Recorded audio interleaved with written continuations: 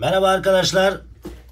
Bugün GSM iletişimde Samsung G975 kodu olan Galaxy S10 Plus akıllı telefonun ekran değişimini yapacağız.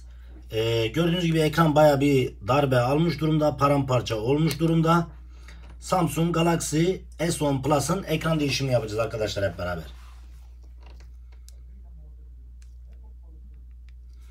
Evet, dokunmatiği çalışmıyor. Ekranda paramparça olmuş durumda.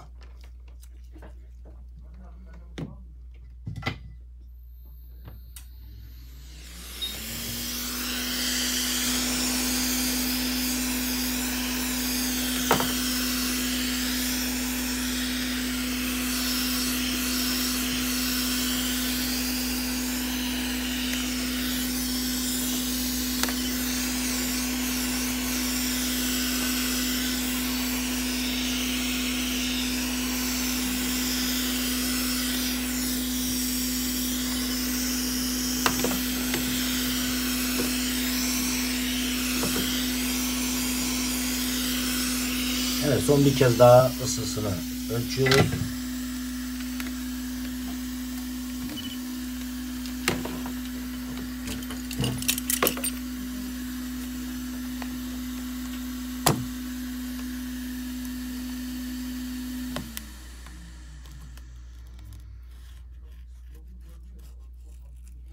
Arkadaşlar arka cam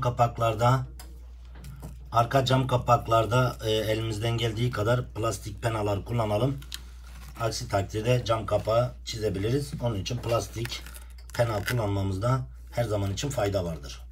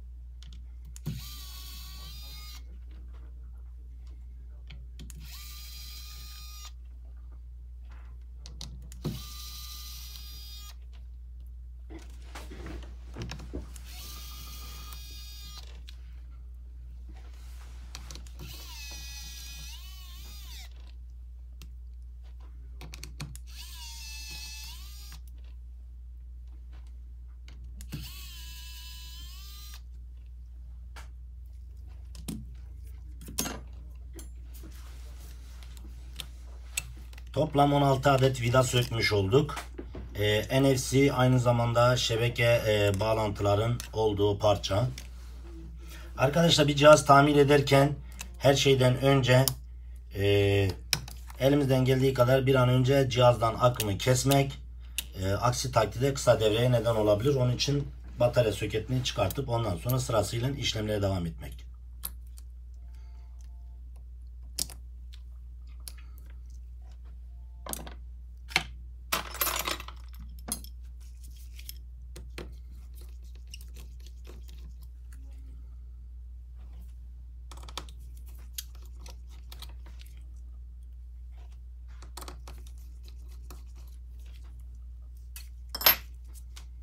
Arkadaşlar, bu anakart vidalarına dikkat edelim. Anakart vidaları diğer vidalara göre biraz daha küçüktür. Onun için mutlaka anakart vidalarını söktüğümüz yere takmamız gerekiyor.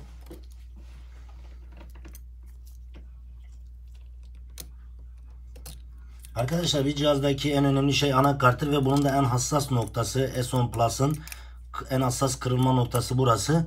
Buradan çıkarttığımızda buranın mutlaka çıktığından emin olmamız gerekiyor ki ondan sonra kaldıralım. Aksi takdirde buradan anakartı çatlatabiliriz. Onun için mutlaka o konuda dikkat etmemiz gerekiyor. Anakart cihazın kendisidir. Diğer parçalar bulunur ama anakart cihazın kendisidir.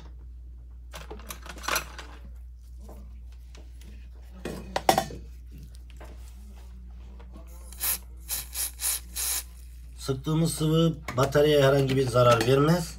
Aksine bataryanın rahat çıkmasını sağlar.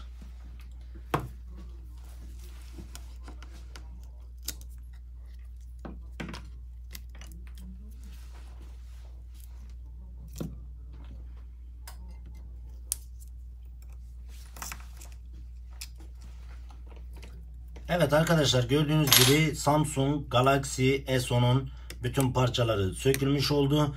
Bu da ekran çıtalı bir şekilde, kenarları metal çıtalı bir şekilde değişmektedir. Şu anda bu eski kırık ekranımız. Şimdi sökmüş olduğumuz tüm parçaları yeni ekrana takacağız arkadaşlar. Öncelikle parçaları tanıtalım size. Samsung Galaxy S10 hangi parçalardan oluşuyor? Samsung Galaxy S10'un içindeki tüm parçalar nelerdir? Bunları sizlere tanıtmaya çalışacağız.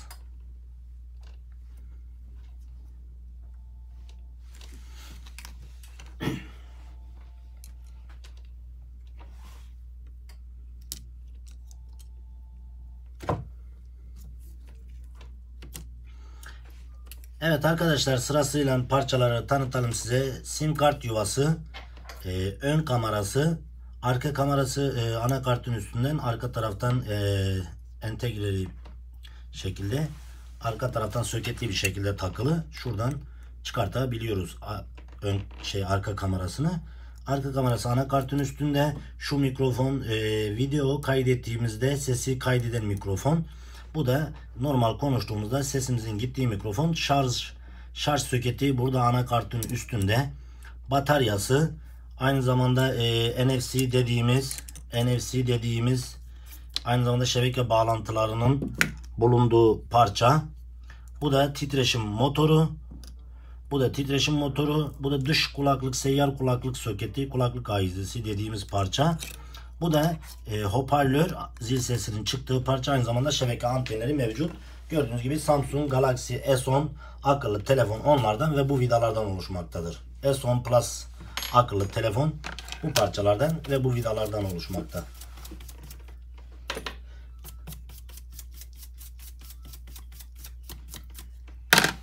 Anakarttan 3 tane vida, anakarttan 3 vida söktük. Telefonun arka kapağından ise 16 adet vida söktük. 3 tanesi anakartın, 16 tanesi arka kapağı tutan vidalar. Evet, gördüğünüz gibi sıfır orijinal Samsung Galaxy S10 Plus akıllı telefonun yeni ekranı.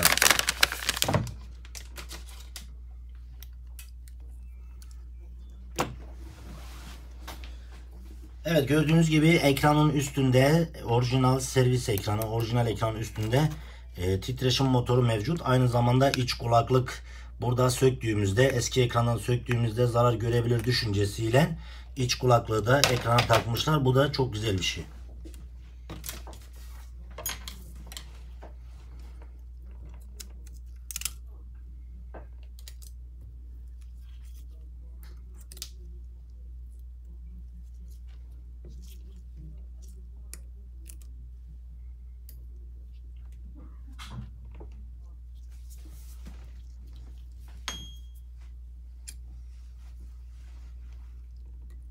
Arkadaşlar, anakartı takarken şöyle bir çekelim. Şuradan önce şu şarj soketi yuvasını yerine oturtuyoruz. Ondan sonra şu flexi kaldırıyoruz. Ondan sonra anakartı yerine takıyoruz arkadaşlar.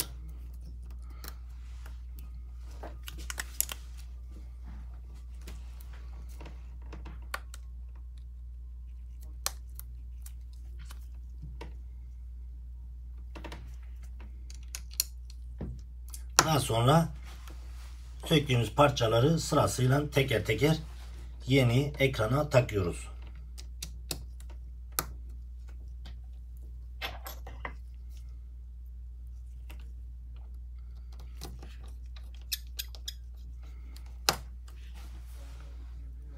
Arkadaşlar dikkat etmemiz gerekir, dediğim gibi anakart vidalarını diğer vidalarla karıştırmayın. Bu uzun vidayı takarsak şayet buraya ekrana kadar gider ve yeni ekranı kırabilir. Onun için bu vidalar, anakarta taktığımız vidalar daha kısadır. Bilginiz olsun bu konuda.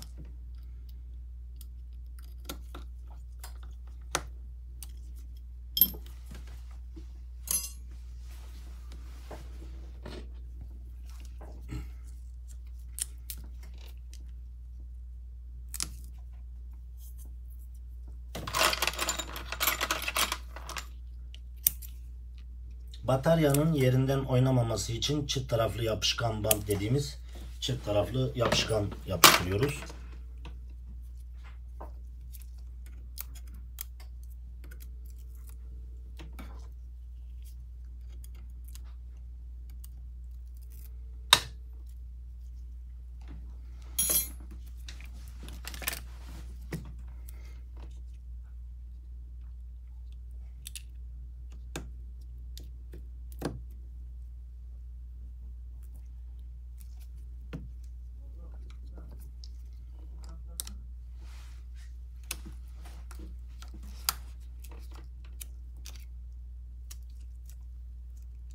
Arkadaşlar bu NFC kapağını takarken de önce şu üstteki dişleri oturtup ondan sonra o NFC kapağını yerine oturtuyoruz.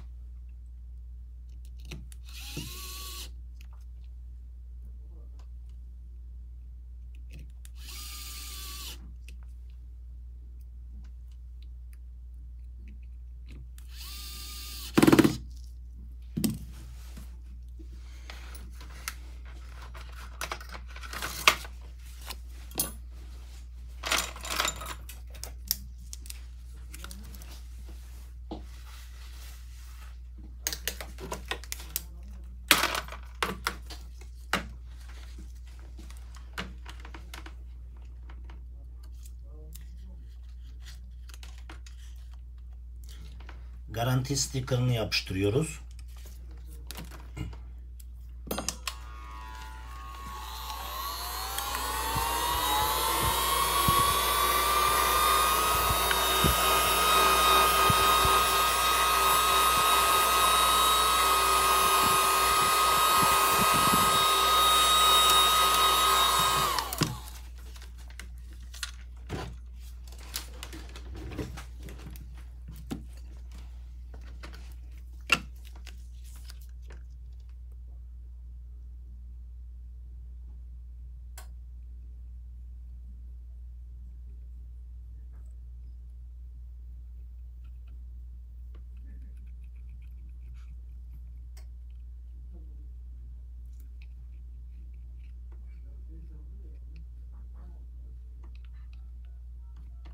Arka yapışkan bantları duruyor ama biz gene de daha sağlıklı olsun diye ekstradan yapışkan sürüyoruz.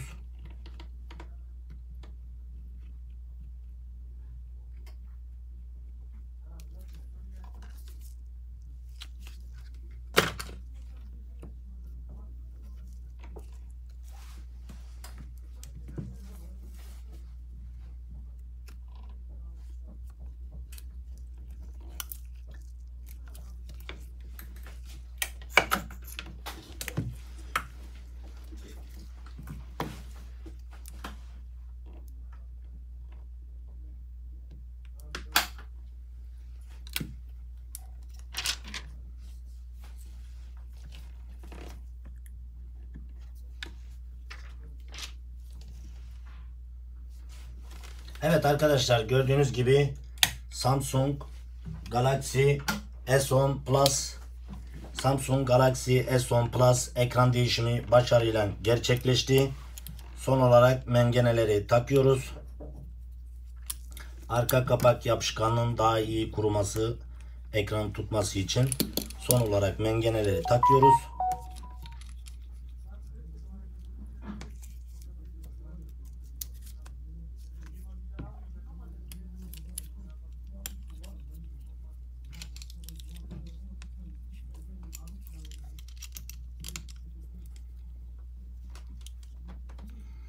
Evet arkadaşlar, Samsung G975 kodu olan Galaxy S10 Plus ekran değişimi başarıyla gerçekleşti. İzlediğiniz için teşekkür ederim.